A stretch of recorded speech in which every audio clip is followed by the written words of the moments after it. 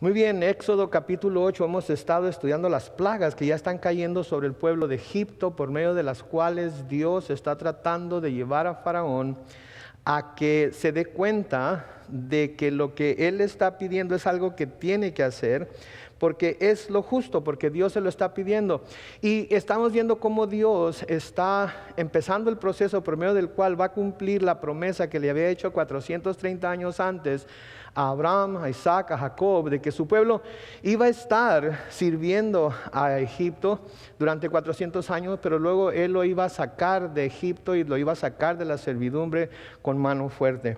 Y hemos estado viendo también cómo Dios ha estado manifestando esa mano fuerte a través de la plaga de sangre, a través de la plaga de ranas, ¿verdad? Y vemos cómo el Señor usa dentro de lo natural, obra sobrenaturalmente, como lo he dicho un sinnúmero de veces, para tratar de hacer que el hombre se dé cuenta, recapacite que está luchando contra él cuando está luchando contra él, y que tome el camino que él le está trazando. Hemos visto en Faraón que a veces es difícil, ¿verdad?, para el hombre ver que Dios está tratando de llevarlo por un camino que es diferente al que él quiere ir. Pero vemos que a través de esos obstáculos que Dios pone, podemos también ver su misericordia para con aquel delante de quien está poniendo esos obstáculos. Porque Dios no quiere la muerte del impío, Dios no quiere castigar a nadie. De hecho, Dios no va a castigar a nadie. Dios, cuando alguien pasa por el juicio de Dios, no va a ser porque Él lo quiere castigar, sino porque desobedeció lo que Dios le dijo y no se quiso someter a Él. Hoy vamos a ver otras dos plagas de las que envió Dios a Egipto, con tal de que Faraón se diera cuenta que tenía que dejar ir al pueblo de Israel, que tenía que dejarlo libre para que fuera y finalmente sirviera a Dios, porque Dios era lo que quería de parte de su pueblo, que le sirviera a Él, que se entregara a Él, que lo adorara a Él. Quería separarlos de Egipto para que ellos pudieran servirle libremente. Egipto siempre ha sido un tipo, ¿verdad? Se le llama tipo a una imagen o algo que representa algo del mundo, ¿sí? Es un tipo del mundo, ¿sí? Y así como Dios quería separar a sus hijos, al pueblo de Israel, de Egipto para que pudieran adorarle a Él libremente, así Dios quiere separarnos a nosotros también del mundo para que podamos adorarle como Él debe ser adorado. El domingo en el servicio de la mañana hablamos acerca de la santificación y de lo que significa ser santo. Y eso es lo que significa ser santo, estar apartado, estar separado para el servicio de Dios. Y Dios nos llama a nosotros a ser santos como Él es santo. Así como Él está por encima de todos los dioses que los hombres se han inventado, de todos los dioses que los hombres se han ideado, que han llamado dioses, y Él está muy por encima de ellos y separado completamente de ellos, completamente distinto. No hay nadie como tú, estábamos cantando ahorita. Así Él quiere que nosotros como su pueblo estemos separados del mundo en el sentido de que no participamos de las cosas que el mundo participa, sino que estamos apartados para el servicio de Él. Y esto es lo que está tratando de hacer Dios.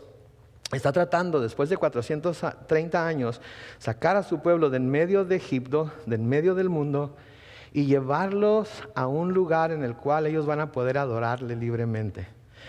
Si ustedes se dan cuenta, eso es lo que estamos haciendo aquí ahorita.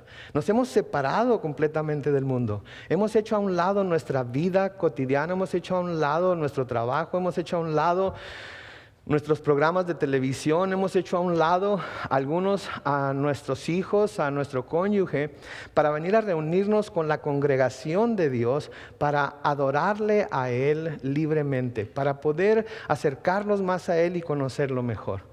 Esto era lo que Dios quería hacer con el pueblo de Israel. Y Pablo claramente nos dice que las cosas escritas en el Antiguo Testamento han sido escritas para nuestra amonestación, para que nos veamos en ellas, cuando nos podemos ver en ellas y podamos aprender de las experiencias que ellos tuvieron. Hoy vamos a comenzar en el versículo 16 del capítulo 8 de Éxodo, en donde leemos lo siguiente. Entonces el Señor le dijo a Moisés: dile a Aarón que extienda su vara y golpee el polvo de la tierra, para que éste se convierta en piojos por todo Egipto. Noten aquí que esta es la primera plaga que Dios manda sobre el pueblo de Egipto, sobre Faraón, pero que viene sin ninguna advertencia de lo que iba a pasar. Dios no le avisa a Faraón, no manda a Aarón y a Moisés a decirle a Faraón, mira, te voy a mandar una plaga de esto si tú no dejas ir a mi pueblo.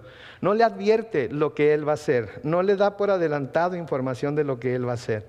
Ahora algunos piensan, bueno, esto no muestra misericordia de parte de Dios. De hecho, esto no es justo, porque debió haberle de nuevo advertido a Faraón. Quizás esta vez sí iba a escuchar. Bueno, pues hemos podido ver a través de lo que ya hemos estudiado que el corazón de Faraón estaba endurecido porque cuando Dios le manifestó aquellas dos plagas, sangre y ranas, sus magos pudieron hacer lo mismo. Y cuando ellos pudieron hacer lo mismo, el corazón de Faraón se endureció más aún, porque si ellos podían hacerlo, entonces ¿quién era Dios para hacerle caso? Esta vez no les avisa. Esta vez simplemente le dice a Aarón que extienda la vara, que golpee el polvo de la tierra para que el polvo se convierta en piojos por todo Egipto. Ahora, yo no sé si ustedes han visto piojos, yo los he visto, ¿verdad? Los piojos, y son unas criaturitas bien pequeñas, ¿ok? Pero que cómo causan trastornos, ¿verdad? Cómo causan irritación, yo no sé si alguna vez ustedes han tenido piojos, no me digan si los han tenido, no, quiero poder saludarlos y abrazarlos sin pensar en que a lo mejor algo me va a brincar y me va a caer encima, pero yo he visto gente que ha tenido piojos y me he dado cuenta de todo el trastorno que causan. Entonces les dice, golpea el polvo para que todo Egipto se cubra de piojos. Versículo 17 dice, ellos lo hicieron así. Aarón extendió su mano con su vara y golpeó el polvo de la tierra y el polvo se convirtió en piojos. En todo Egipto, todo el polvo de la tierra se convirtió en piojos. Lo mismo en la gente como en los animales. Noten, entonces todo el polvo se convirtió en piojos, lo mismo en la gente que los animales. Ahora, si alguna vez ustedes se han encontrado en una tormenta de polvo, ustedes saben que el polvo llena absolutamente toda la atmósfera. No queda un lugar, no queda un punto ni en el mismo aire que no esté cubierto de polvo. Sí, y yo viví mucho tiempo en el Valle Imperial. Sí, y después de bajar por la carretera 8 de Jacumba, sí, hay una carretera plana de pura arena, tanto para el lado derecho como para el izquierdo, que llega hasta Yuma, Arizona. No hay ni una montaña, no hay absolutamente nada. ¿Okay? Y me ha tocado estar en tormentas de arena en esos lugares. Y me acuerdo yo muy bien que tenía un pick-up Mazda. Sí, no les voy a decir qué año porque entonces van a saber que estoy bien viejo. Pero me acuerdo que iba manejando por el Freeway 8 después de bajar de Jacumba y de repente vino una tormenta de arena tremenda. Tan así estaba la tormenta de arena que no podía ver enfrente de mí. Traté de usar el parabrisas y lo único que hice fue cubrir la ventana de polvo. Y cuando finalmente me di cuenta de lo que estaba haciendo, el parabrisas estaba todo rayado. Me tuve que detener. Cuando finalmente pasó la tormenta, miré el carro y estaba todo picoteado, la pintura estaba toda picada por la arena. Pues obviamente siendo joven y poniendo tanto valor en mi carro como ponemos los jóvenes, ¿verdad? Me quería dar el patatús. ¿Ok? Me quería caer para atrás y ahora me va a costar arreglar esto y etcétera, etcétera. Entonces los que han estado en una tormenta de polvo saben que no hay una parte de la atmósfera que no sea cubierta con el polvo. Ahora, de lo que estoy hablando es arena. El polvo es más fino todavía. Así es que imagínenselo. ¿Okay? Imagínenselo, todo lo que era polvo, todo lo que tocara el cuerpo, todo inmediatamente se convirtió en piojos.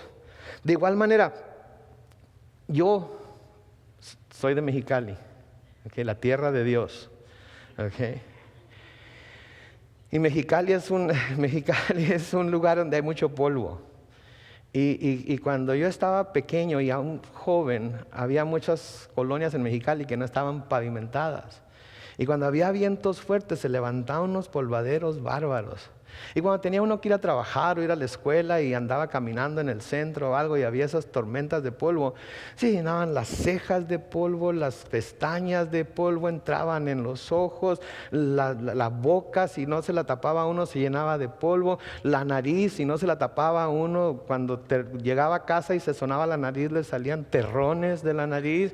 Era algo tremendo, era algo impresionante lo que pasaba. Entonces imagínense ustedes lo que iba a tener que sufrir Faraón y el pueblo de Egipto por esta plaga que Dios estaba mandando.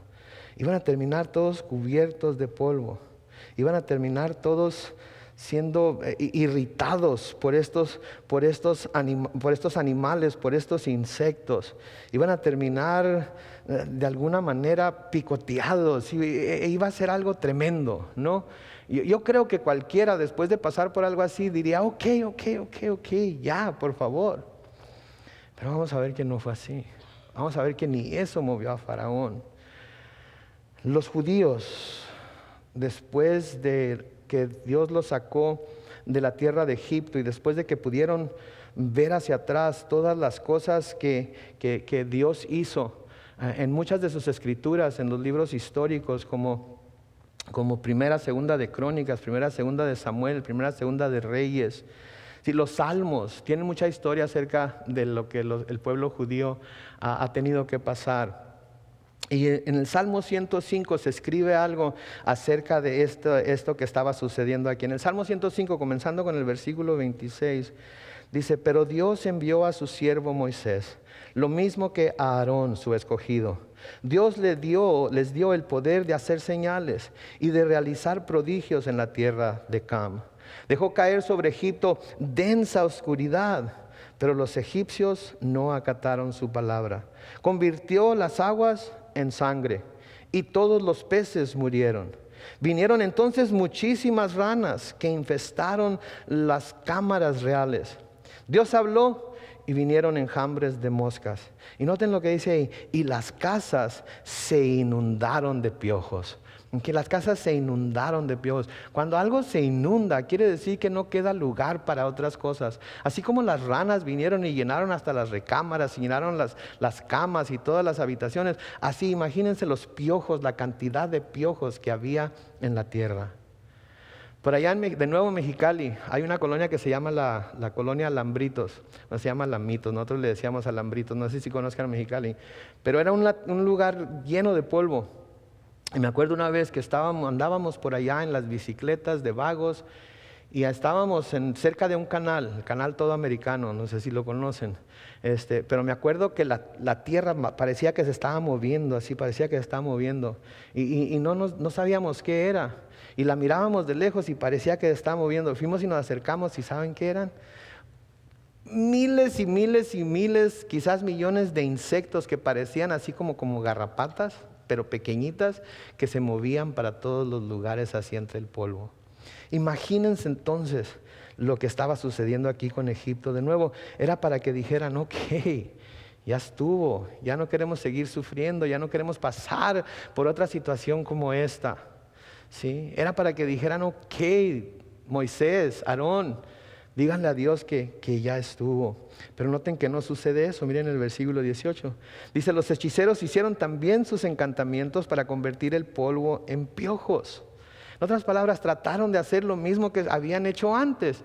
De nuevo, ¿qué iba a ganar el pueblo de Egipto con convertir más agua en sangre? Lo que necesitaban no era más sangre, necesitaban que la sangre fuera convertida en agua.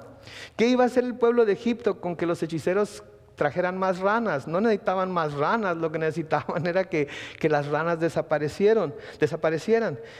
De nuevo aquí, ¿qué iba a hacer el pueblo de Egipto trayendo más piojos? Se miran lo alrevesado que es Satanás, se miran lo necio, hasta lo tonto se pudiera decir. Y yo a ver si no me avienta de dardos, porque le estoy diciendo tonto. Pero imagínense lo tonto, creyendo que al hacer más mal iba a traer más bien al pueblo de Egipto, ¿sí? E intentaron de nuevo ellos convertir más polvo en piojos, pero sucedió algo diferente a las otras dos plagas aquí, la segunda parte del versículo 18, pero no pudieron.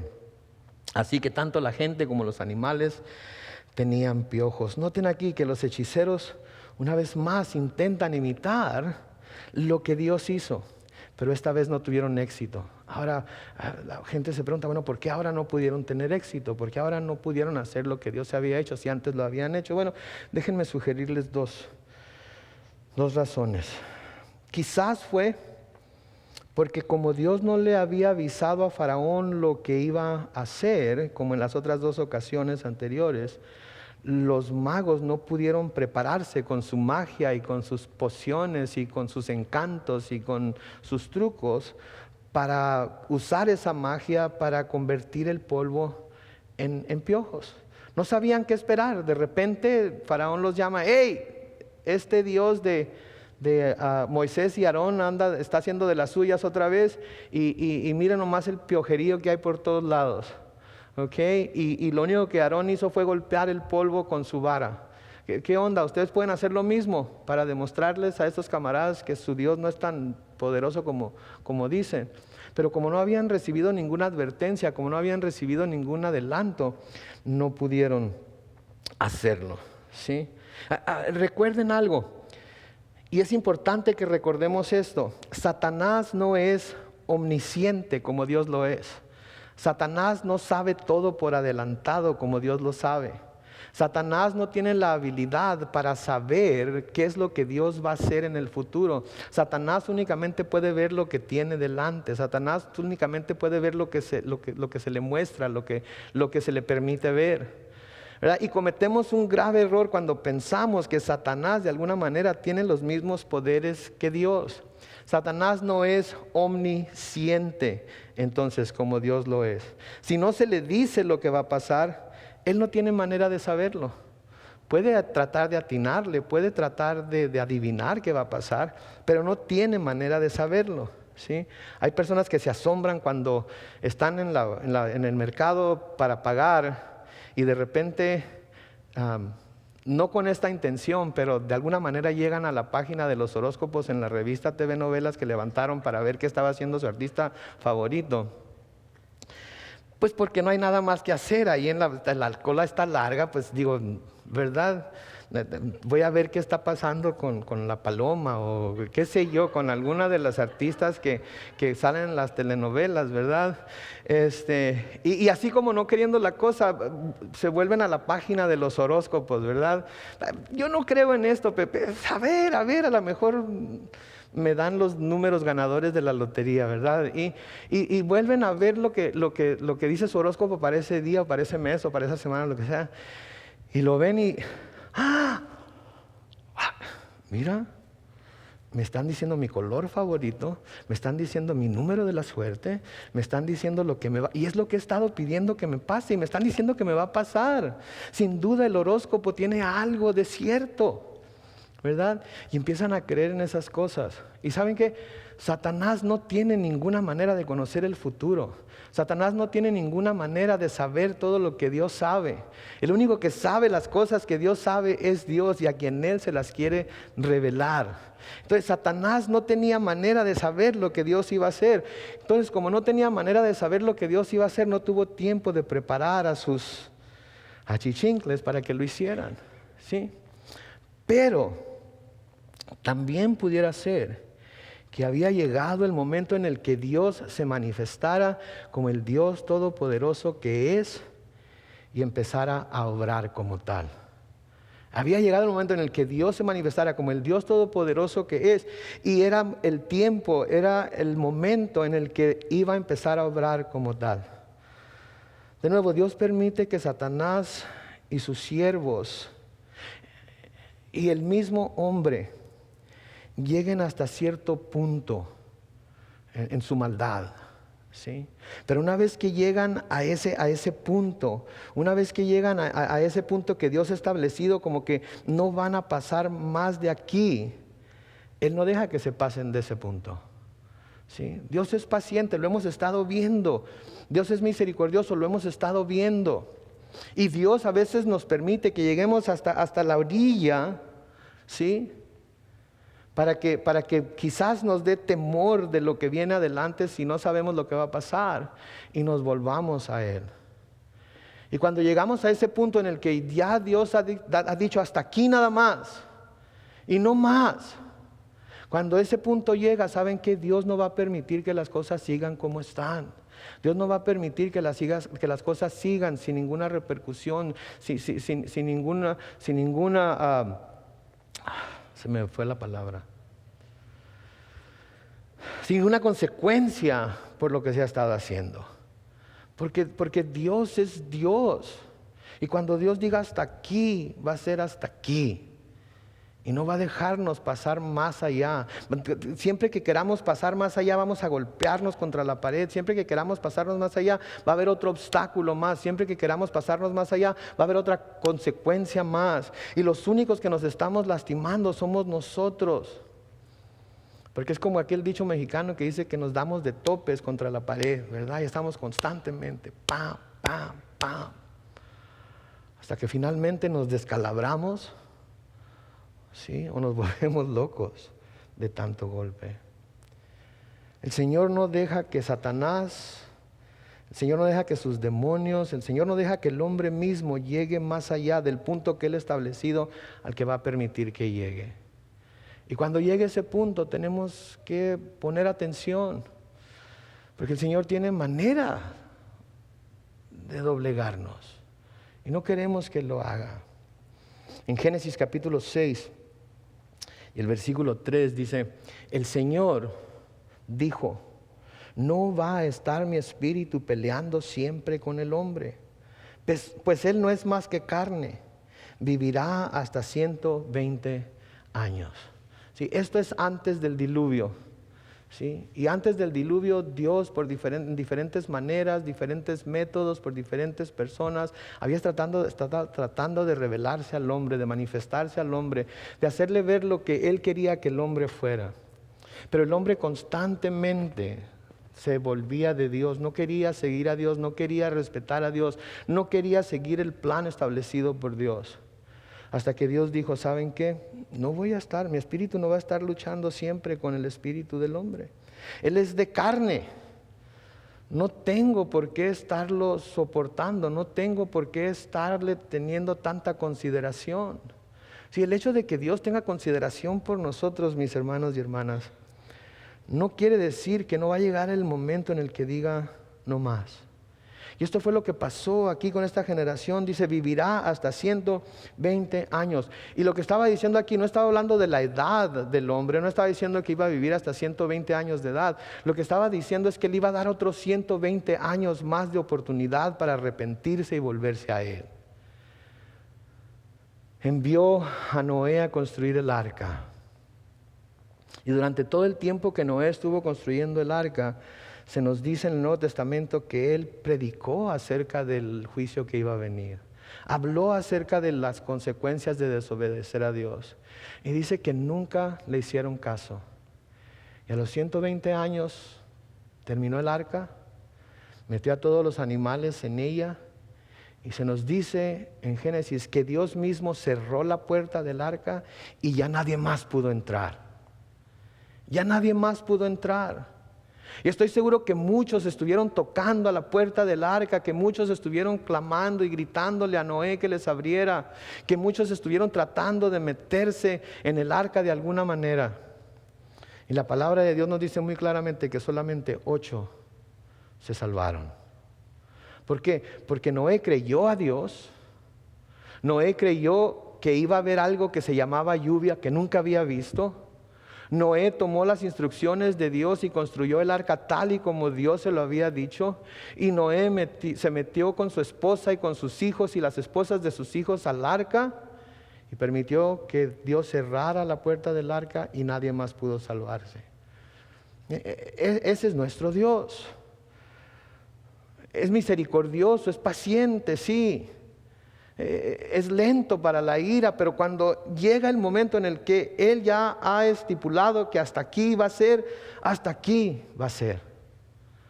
En el Nuevo Testamento, en el libro de los Hechos, Pablo predicando en Atenas a los griegos, les dice en el versículo 30 de Hechos 17, Dios, que ha pasado por alto esos tiempos de ignorancia, ahora quiere que todos, en todas partes, se arrepientan.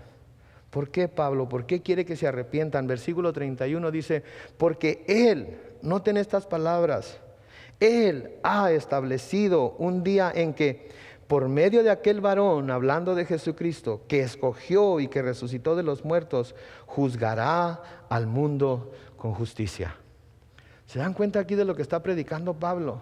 Él les está diciendo, miren, hasta aquí Dios ha pasado por alto los pecados del hombre. Hasta aquí Dios ha decidido que no los va a castigar. Hasta aquí Dios ha decidido que va a mostrar misericordia. Hasta aquí Dios ha decidido que va a mostrarles gracia. Hasta aquí Dios ha decidido que va a mostrarles paciencia.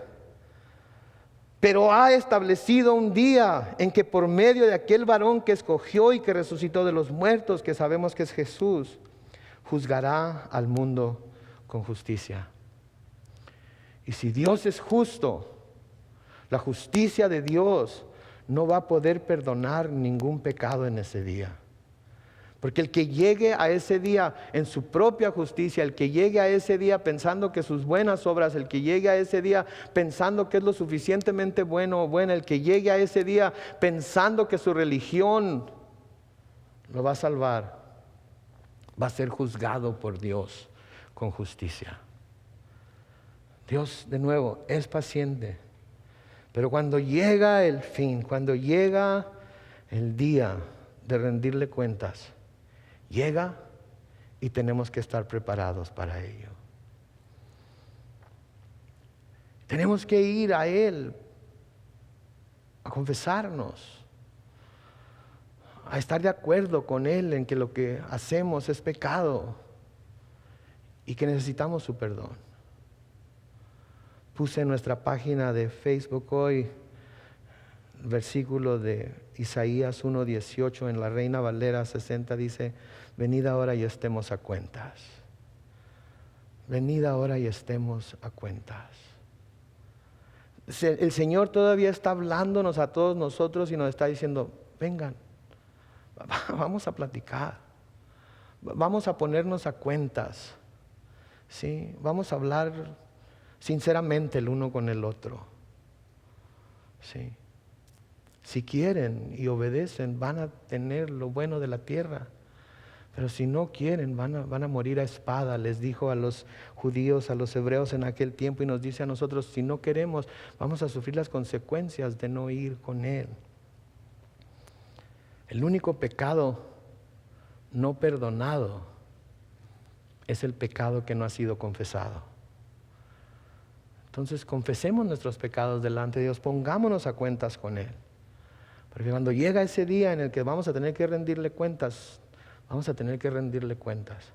Y nos vamos a encontrar en Cristo y por lo tanto justificados, o nos vamos a encontrar en nuestra propia justicia y tener que enfrentar a un Dios justo. Tenemos que pensar en ello. Entonces los magos no pudieron hacerlo.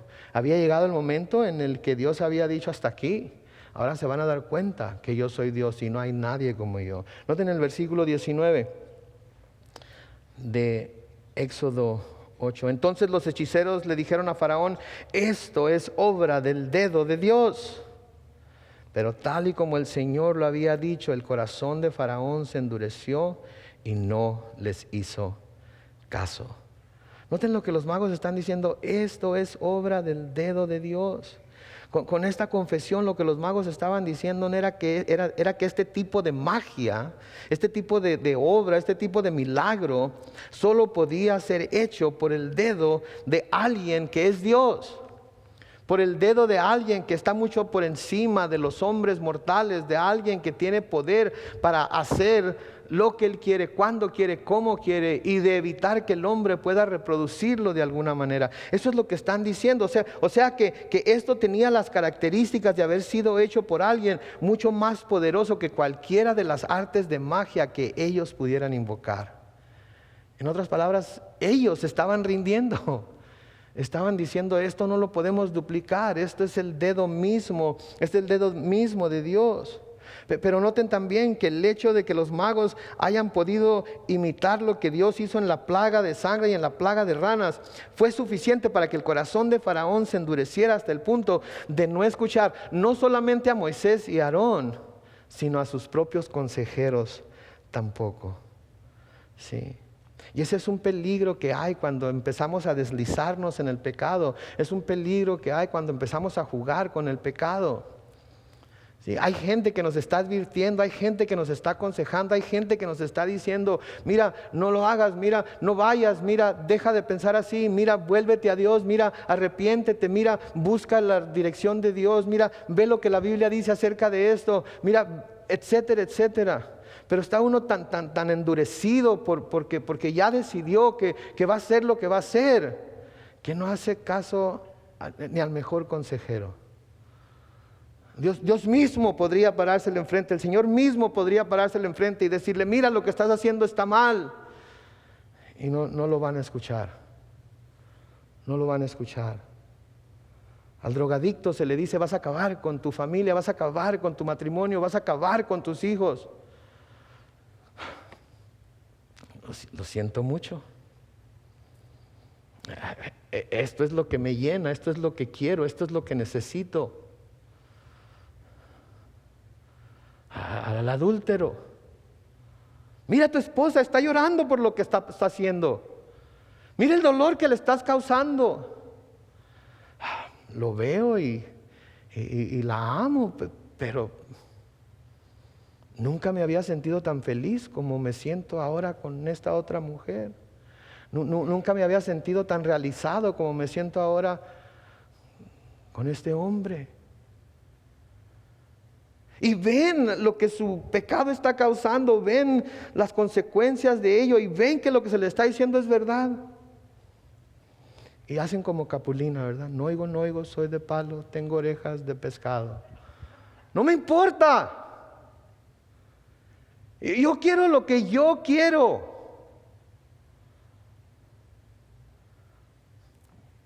Y he visto cómo otras personas hacen lo mismo y no les pasa nada. Dios no los castiga. Y se endurece el corazón. Cuando se comienza a hacer a un lado los mandamientos de Dios y se empieza a perder el temor de Dios, no hay profundidades de maldad a las que el hombre no pueda llegar. Y recuerden, cuando digo hombre, no estoy hablando del género masculino, estoy hablando de la humanidad. Cuando empezamos a deslizarnos, cuando empezamos a hacer un lado los mandamientos de Dios, cuando empezamos a hacer un lado lo que la palabra de Dios dice, porque no nos gusta, porque no nos queda, porque nos está pidiendo que hagamos algo que para nosotros en el momento se nos antoja imposible, se empieza a perder el temor de Dios y no hay profundidades de maldad a las que no podamos caer. Y tenemos que tener cuidado con ello. Porque si no vamos a destruirnos, no solamente nosotros mismos, sino que vamos a destruir las vidas de otras personas que nada, ninguna culpa tienen. Ninguna culpa tienen. Y esto nos tiene que partir el alma.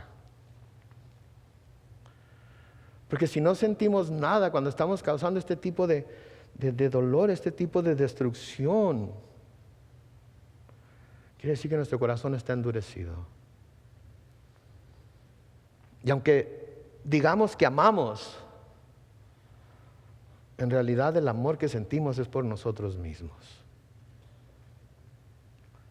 Y entre más rápido lo admitamos, entre más rápido nos demos cuenta de que eso es cierto y nos arrepintamos de ello, más rápido Dios va a poder tomarnos, va a poder perdonarnos, va a poder componernos, transformarnos y ponernos en el camino recto. Porque de nuevo, si Dios dice hasta aquí, es hasta aquí. Génesis capítulo 6, versículos 5 al 7. Lean conmigo lo que dice ahí. Dice, el Señor vio que era mucha la maldad de los hombres en la tierra, y que todos los planes y pensamientos de su corazón eran siempre los de hacer solo el mal. Y le pesó al Señor haber hecho al hombre en la tierra. Le dolió mucho en el corazón. Y dijo el Señor, borraré de la faz de la tierra al hombre que he creado, lo mismo que a las bestias, los reptiles y las aves del cielo. Me pesa haberlos hecho. El hombre se había apartado completamente de Dios. El hombre se había olvidado completamente de Dios. No lo tomaba en cuenta absolutamente para nada. Y de nuevo llegó el momento en el que Dios dijo, hasta aquí. No voy a estar soportando más el orgullo del hombre. No voy a estar soportando más la soberbia del hombre. No voy a estar soportando más el que me hagan a un lado como si yo fuera un cero a la izquierda, como si no tuviera el poder para destruirlos. Hasta aquí va a llegar. Les he hablado de la mujer más sabia del universo, ¿verdad? Sí saben cómo se llama, ¿verdad? Mi mamá. En mis años de juventud, en mis años de soberbia y orgullo, mis años en los que yo creí que yo era el papá de los pollitos y que todo el mundo debía postrarse delante de mí porque yo era Carlos Manuel Alvarado. Me acuerdo que me decía, Carlos Manuel, acuérdate de Nabucodonosor, acuérdate de cómo el Señor lo humilló por su soberbia, de cómo el Señor lo humilló por creerse más grande que Él, porque decía, yo hice este reino. Lo hizo que comiera zacate como buey. Lo hizo que las pezuñas le crecieran como de águila. Lo hizo que viviera en el campo como animal. Y mamá, Carlos Manuel, por favor. Y no le hice caso. Y esto de lo que les estoy advirtiendo hoy, no se los estoy diciendo porque lo leí en teoría. No se los estoy diciendo porque lo leí en un libro. Se los estoy diciendo porque algunas de las cosas de las que les estoy advirtiendo lo tuve que vivir yo mismo. El Señor me humilló. Pero así como me humilló, me levantó también. Porque fui a Él con un corazón contrito y humillado. Porque reconocí delante de Él que lo que hice, lo que había hecho no tenía nada de bueno. Era todo egoísmo, todo centrado en mí, todo lo que yo quería.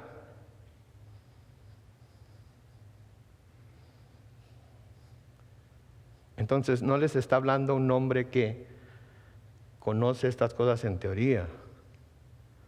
Les está hablando un hombre que muchas de estas cosas las ha sufrido en carne propia. Y les digo como mi mamá, acuérdense de que lo que les dijo mi hijo Carlos Manuel. Un día se las voy a presentar. Un día se las voy a presentar. Espero antes de que el Señor la llame a su presencia. Pero ahora me acuerdo de sus palabras y digo, ay mamá, si te hubiera hecho caso. Si hubiera escuchado tus palabras, por favor, nunca se es demasiado viejo o anciano para decir, ok, Señor, escucho tus palabras. Escucho lo que me estás diciendo. Sí. Y nunca se es demasiado joven para pensar que Dios no nos puede humillar. Con todo y nuestra juventud, con todo y nuestras fuerzas, con todo y nuestro vigor, Dios nos puede humillar. Si no nos humillamos nosotros delante de Él primero. El profeta Miqueas, en el capítulo 6 de su libro, en el versículo 8, dice, hombre, el Señor te ha dado a conocer lo que es bueno y lo que Él espera de ti, y que no es otra cosa que, uno, hacer justicia. Haz lo justo delante de Dios. Haz lo que Dios llama como justo, no lo que tú piensas que es justo, lo que Dios llama como justo. Número 2, ama la misericordia. Sé misericordioso con los demás. Piensa que ellos están en donde están y tú pudieras estar en donde ellos están, pero no te encuentras ahí donde están ahorita, única y exclusivamente por la gracia de Dios. Sé misericordioso con ellos. Con la misma misericordia que tú quieres ser tratado, así trátalos a ellos también, por pecadores que sean. No importa cuánto te hayan lastimado, tú ten la misma misericordia de ellos. Y número 3, humillarte ante tu Dios. Y humillarte no quiere decir como nosotros tenemos el sentido de humillación, ¿verdad? Ninguno de nosotros queremos ser humillados, ¿verdad? Todos somos medio orgullosos, ¿verdad? Otro dicho de mi mamá: el hambre te tumba, pero el orgullo te levanta, ¿verdad? 3 cosas: hacer justicia según Dios tiene por justicia, amar la misericordia, ser misericordioso como los demás, como nosotros queremos que se nos dé misericordia, y ser humildes delante de Dios. Eso es lo que Dios nos llama a hacer. Él nos dice: hombre, el Señor te ha dado a conocer lo bueno. En otras palabras, ya sabes lo que es bueno. Ya sabes lo que Él espera de ti. Entonces no andes preguntando por aquí y allá, bueno, pero ¿qué es lo que Dios quiere de mí? Hacer justicia, amar la misericordia y humillarte ante tu Dios. Pongan el versículo otra vez. Miqueas 6:8.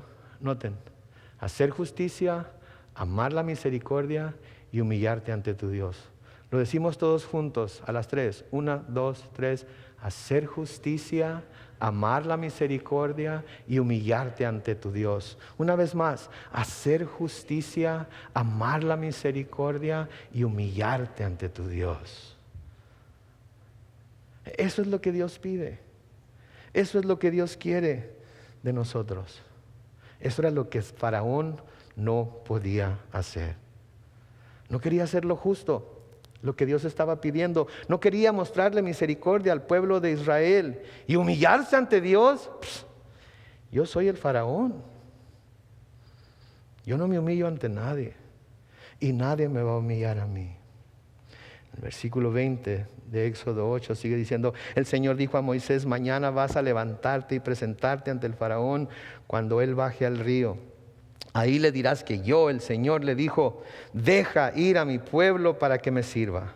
De nuevo, noten aquí, Dios manda a Moisés a hacer lo mismo que ya había hecho una y otra y otra y otra vez. Sí, pero ahora, viendo Moisés lo que el Señor estaba haciendo a través de él, noten que Moisés no pone ninguna oposición. Moisés no dice: pero otra vez, pero no me va a escuchar, sino que va y hace lo que Dios le dice que haga. Y una vez más le presenta la advertencia de parte de Dios. Versículo 21: si no los dejas ir, yo enviaré contra ti, contra tus siervos y contra tu pueblo y tus casas toda clase de moscas. Todas las casas de Egipto se llenarán de moscas, lo mismo que la tierra donde haya egipcios. Ese día pondré aparte a la tierra de Gosén, donde habita mi pueblo, para que no haya en ella una sola mosca. Así sabrás que yo, el Señor, estoy en medio de la tierra. Voy a hacer distinción entre mi pueblo y el tuyo. Esta señal tendrá lugar mañana. Noten aquí el Señor, ahora sí, ahora como que está empezando a sacar las armas fuertes, ¿no es cierto?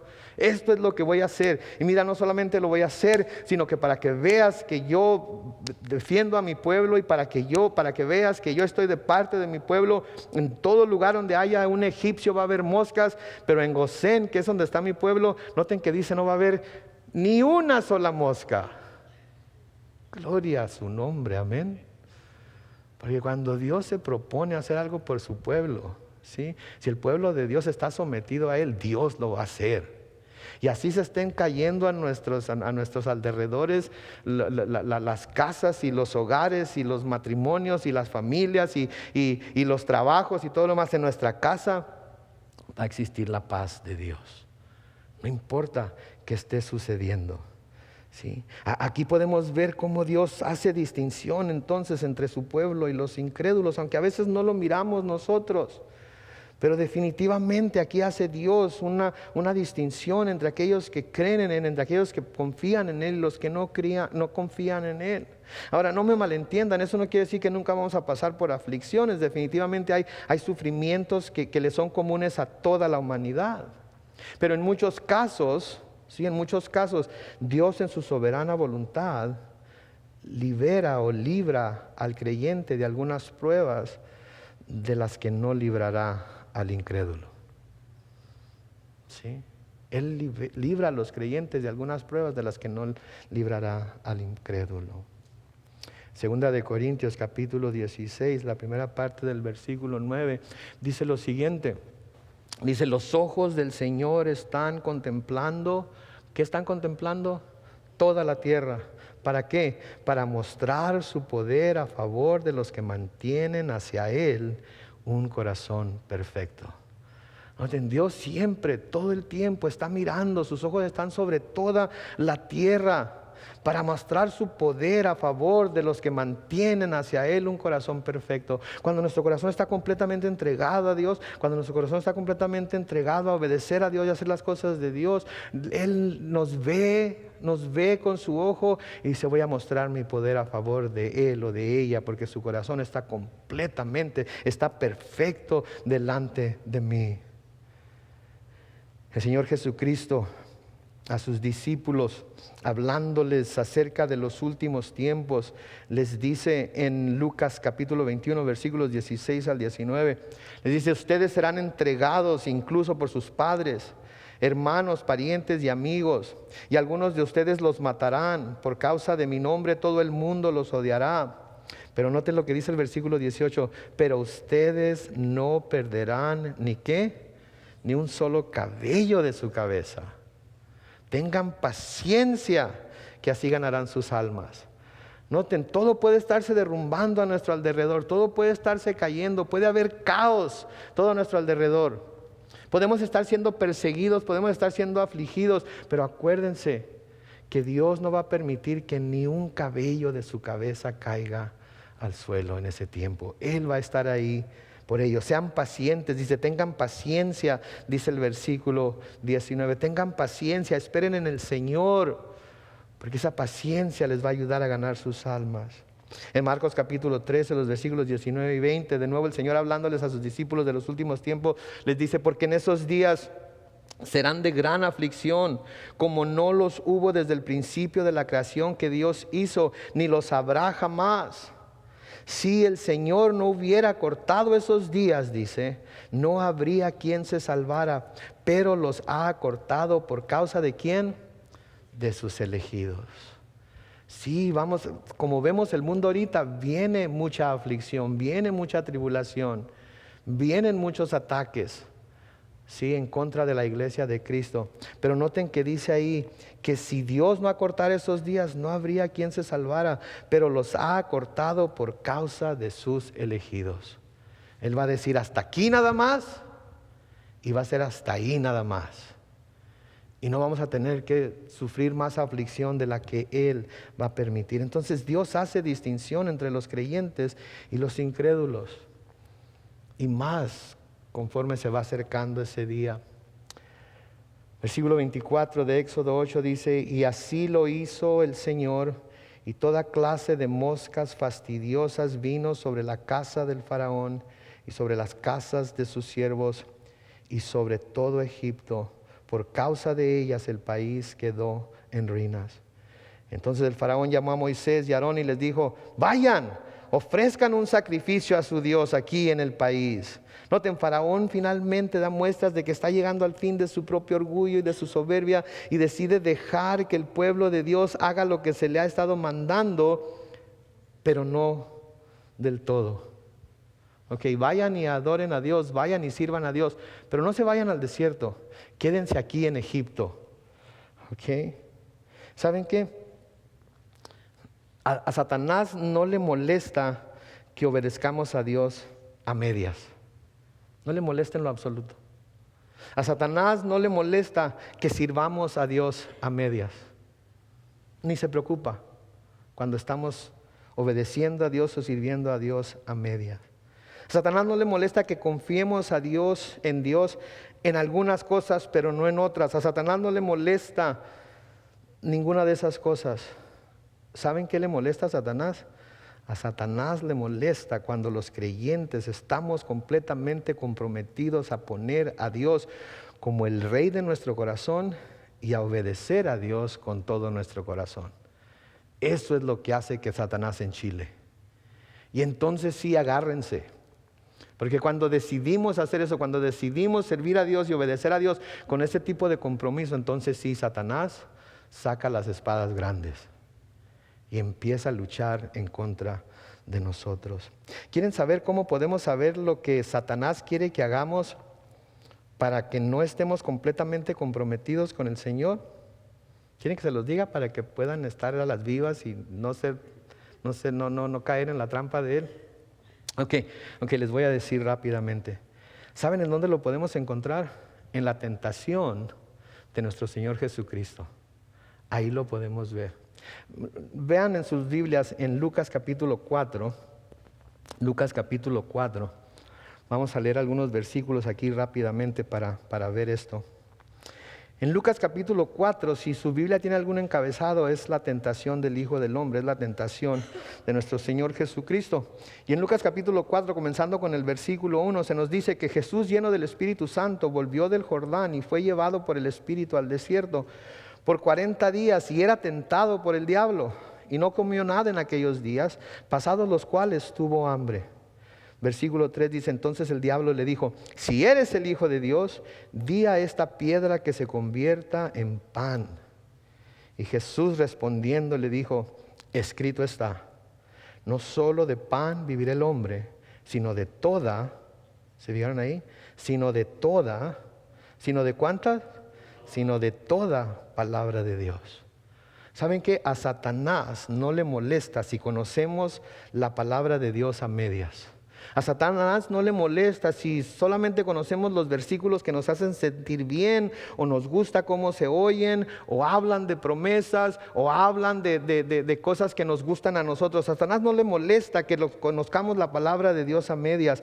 A él lo que le molesta es cuando nos damos a la tarea de conocer toda palabra que sale de la boca de Dios. Porque cuando nos damos a la tarea de conocer toda palabra que sale de la boca de Dios, entonces podemos reconocer sus artimañas y podemos estar preparados para Él. En los versículos 5 al 8 sigue diciendo ahí, y le llevó el diablo a un alto monte y le mostró en un momento todos los reinos de la tierra y le dijo el diablo, a ti te daré toda esta potestad y la gloria de ellos, porque a mí me ha sido entregada y a quien quiero la doy. Si tú postrado me adorares, todo será tuyo. Respondiendo Jesús le dijo, vete de mí, Satanás, porque escrito está, al Señor tu Dios adorarás y solo a Él servirás. A Satanás no le molesta que adoremos a Dios de vez en cuando y que vayamos a la iglesia un que otro domingo, siempre y cuando dejemos algo de nuestra devoción, algo de nuestro tiempo, algo de nuestro tesoro, algo que podamos ofrecerle también a Él y buscar las cosas del mundo. A Satanás no le preocupa eso, ¿sí? No, ¿quieres ir a la iglesia? Está bien, ve, hombre, ve. Ok. Pero también tienes que ir el martes. ¿Cómo está eso? ¿El domingo y el martes? Y te están invitando a ir el miércoles también. ¿Ustedes están creyendo que no tienes otra cosa que hacer? Y también el estudio bíblico para damas los lunes. Y luego Home Fellowship. ¿También Home Fellowship? Pues ¿qué tanto tiempo quiere Dios de tu tiempo? No, hombre, es demasiado. Cálmate, hijo. No te lo tomes tan en serio. A Dios no le molesta. ¿Sí? Cuando tenemos esa actitud, Satanás no se molesta. ¿Saben que Satanás se molesta cuando, como Jesús, cuando viene a nosotros con sus tentaciones de servirle a Él, decimos, vete de mí, Satanás, porque escrito está, al Señor tu Dios adorarás y a Él solo servirás. Eso lo pone calle, le empieza a sacarle punta a la cola. Porque créame, le va a empezar a aventar dardos como no se imagina. Noten los versículos 9 al 12 ahora de ahí de Lucas. Dice, y le llevó a Jerusalén y le puso sobre el pináculo del templo y le dijo, si eres hijo de Dios, échate de aquí abajo. Porque escrito está, a sus ángeles mandará cerca de ti que te guarden. Y en las manos te sostendrán para que no tropieces con tu pie en piedra. Respondiendo Jesús le dijo, dicho está, no tentarás al Señor tu Dios. A Satanás no le molesta cuando nos portamos como niños necios con Dios y entretenemos pensamientos en nuestra mente y nuestro corazón que dicen cosas como, si Dios me amara no me estaría pasando esto, o si Dios en realidad me amara me daría lo que le estoy pidiendo, etcétera, etcétera, etcétera. ¿Sí? Eso es tentar a Dios, eso es decir, ok Dios, ¿me amas o no me amas? Y Dios tendría todo el derecho de abrir las nubes y decir, envié a mi único hijo para que muriera clavado en una cruz por ti. ¿Te amo o no te amo?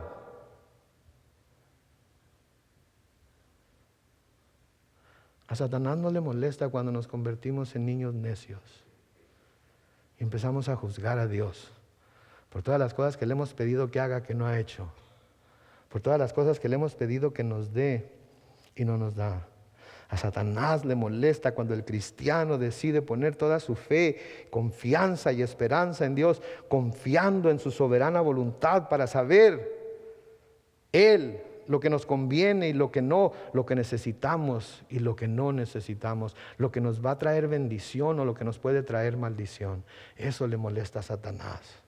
Porque entonces quiere decir que estamos completamente vendidos por Dios, estamos completamente entregados a Dios.